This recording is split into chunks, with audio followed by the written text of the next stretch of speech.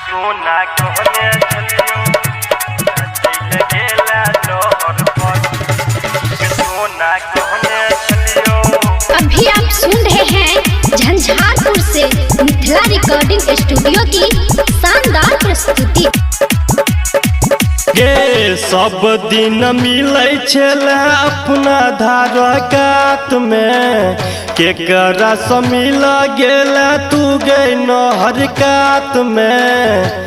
के सोना कहने चलियो के जानू कहने चलियो गेलो भैर दिन तोरा इंतजार में रह गेलो। तोरा चक्कर में नहीं हम कॉलेज पढ़ गेलो भैर दिन तोरा इंतजार में रह गेलो। के सोना कहने चलियो के जानू कहने चलियो मिलो अभी छहर पर कोना चल गेला नहर पर। के सोना कहने चलियो मिलो अभी छहर पर बाबू विनोद के बनेला अपन जान गे मनोज मधुबनिया के बनेला सोना आन गे।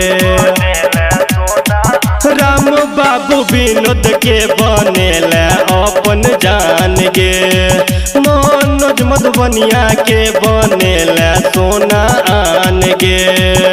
के सोना कहने चलियो के जानू कहने चलियो मिलो अभी छहर पर कोना चल गेला नहर पर। के सोना कहने चलियो मिलो अभी छहर पर कोना चल गेला नहर पर। लाइन नहीं करती।